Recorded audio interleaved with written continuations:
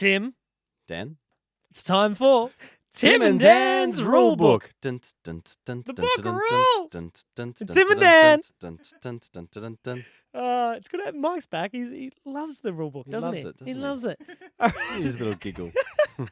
So No. if you weren't around last week, the rule last week was you had to go at me. Essentially, this segment is where we make a rule about little annoyances in our lives that we find within society, That's right. and we bring it to the table, enter it in our book. Now, Tim, open up the book for the week. Last week's rule was when bringing shareable food to group settings, Yes. bring generic safe flavours that will be popular with everyone. See, fantastic. Because Dan brought in Tim Tams Yep. that were choc mint flavoured and Pringles that were peri peri flavoured. Now, while I didn't Not agree shareable. with the rule, I can understand the importance of it because, let's be honest, it's in the rule book. That's Right. that's all that matters.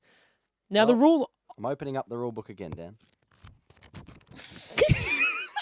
So now it's your turn for a rule. Okay, the rule I am inserting into the rule book this week, Tim. When in a group setting, if you receive a text message from somebody that is in that room with you, do not address it to the room. E.g., why'd you message me? Oh. That message is always about somebody or something in the room that they don't want to discuss with everyone. That's true. Yeah. I've had a gutful of this. Have you guys had this? Mike, you can get in on this. Yes, I've had this so many times and I hate it. I completely agree. It's so irritating. Great. It's why do people do it? You don't agree. What if it's what if it's urgent? Well, Well, I mean, like, it's rude, isn't it?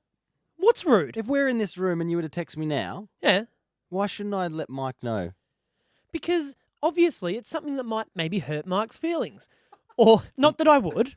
Maybe it should be aired. Maybe we should have an adult conversation That's about not up whatever to you to texted. determine though. That's up to me if I wanted to bring it up in a group setting. It's not acceptable. Okay, so should there be an asterisk on this rule that says, you know, somewhere in the message it needs to say, do not read this, do not acknowledge that I texted you, and then follow with the message. No, there shouldn't be a disclaimer before it. The text message is the disclaimer. The fact I'm messaging you, Okay. instead of saying, hey, Tim, by the way, Mike smells a little bit today, doesn't he? Yeah. Instead of doing that, because I'm putting in the message, that's me saying, don't say it out loud. Or we could No, address it all not- together and say, Mike, are you all right? Like, have you had a shower lately? Do you want us to Well, help? okay, get some maybe, links? but that's something you could message me back first. Okay. Hey, what do you reckon we just bring it up? Okay. Have the Okay, back and okay, forth Sure. rather than just throw me under. Okay. The only asterisk I'll put on this rule, if it's life or death. Okay. If somebody goes, I think I'm dying, don't tell anyone though. Then You bring can bring it up. Okay. So the rule that we're going to enter Okay. into the rule book this week, Dan, is When in a group setting, Yeah. if you receive a text message from somebody that is in the room with you, don't verbalize it. okay. And then that's in the rule book. Yep. There, There we go. Closed for another week. And that's another rule in Tim and Dan's rule book. The book of rules. Tim and Dan. Dan. Good. Very good.